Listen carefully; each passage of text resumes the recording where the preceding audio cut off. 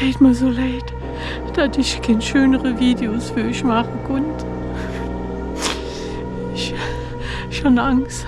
Ich habe so eine Angst, die Augen abzumachen. Ich habe so eine Angst, die Augen so zu machen. Ich habe einfach nur so Angst. Was war das?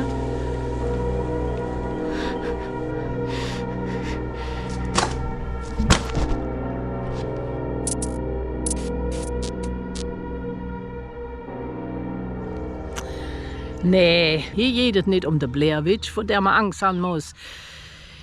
Weil die jede überhaupt nicht. Aber es gibt Dinge, vor denen man Angst haben muss. Und die zeige ich euch jetzt.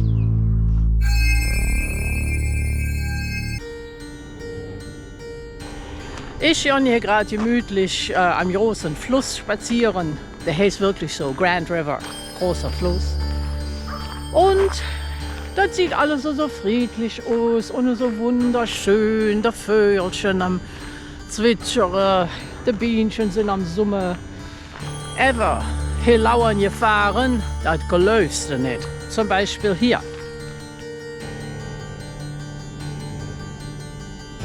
Unscheinbar vermischt mit der Gräser wartet diese Pflanze nur darauf, dir wochenlang Schmerz und Pein zu bringen. Wie?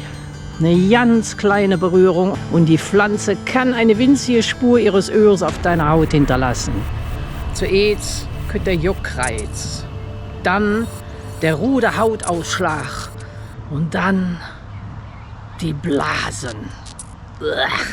Das Gift Efeu hat zugeschlagen. Meistens merkst du jetzt nach ein paar Stunden, dass du ein Gift Efeu angefasst oder gestreift hast. Und du darfst dich auf ja keinen Fall kratzen.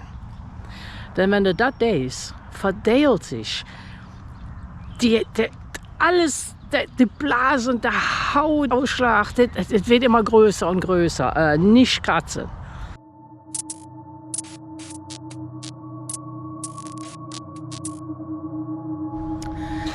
Auch in hier dem Feld lauert eine Gefahr. Die ist nicht ganz so subtil wie das Efeu, denn man kann sie schon von Wigem erkennen. Ja genau, es geht um diese Knollenpflanze, den riesen Bärenklau. Ja, die ist jetzt knollig, aber irgendwann kommt da ein Blumen raus. Und wenn man jetzt so die Wahl hat zwischen der Berührung von dieser Pflanze oder dem Gift Efeu, dann kuschelt man besser mit dem Giftefeu, denn der Kamerad, der hinterlässt noch schlimmere Wunden. Der Pflanzensaft ist phototoxisch, das heißt, Sonnenstrahlen aktivieren den. Wenn du also fröhlich und nichtsahnend weiter spazieren gehst, ja, dann kannst du innerhalb von 2 Stunden plötzlich herrliche Blasen bekommen. Die später wie Verbrennungen aussehen, das hält total schlecht. Und das kann auch Narben hinterlassen, schwarze oder lila Narben. Und sollte der Pflanzensaft auch noch zufällig in eure Nähe gelangen, dann kann es sein, dass du dich von dieser Sehkraft verabschieden kannst. Der Riesenbärenklau wird oft mit anderen Pflanzen verwechselt, die nicht ganz so schlimm sind. Nicht total harmlos, aber längst nicht so gefährlich wie der Riesenbärenklau. Zum Beispiel hier, der Wiesenbärenklau oder Engelwurz. Wenn die noch kein Blümchen haben die auch eine Knolle und da weißt du nicht so genau, ja, was ist jetzt giftig und was ist nicht giftig. Also jetzt, wenn die Blume rauskommt und die ist so regenschirmförmig, dann weißt du, oh, Abstand halten.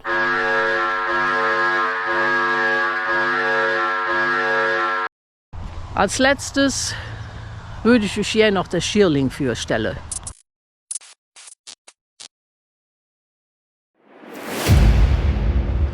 An dem ist nun wirklich alles giftig. Wurzel, Blatt, Blume, Samen, Stiel und Stängel, alles. Die alten Griechen haben den verwendet. Man kochte ein Getränk und botet unangenehme Zeitgenossen an. Sokrates zum Beispiel, der musste so sterben. Das Hauptgift des Schierlings ist Kunein. Koffein beeinträchtigt die Funktion des Nervensystems. Und das führt zu Atemlähmung bei vollem Bewusstsein.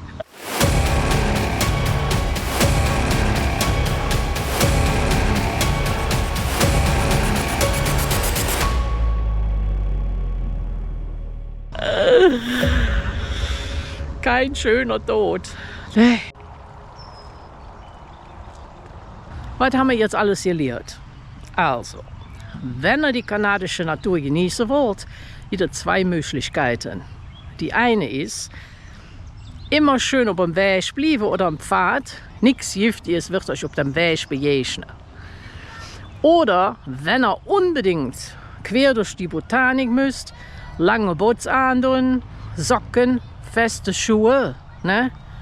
Und abends, wenn du nach Hause gehst, vorsichtig ausstrecken und alles in der Waschmaschine. Und dann kann man hier Spaß haben.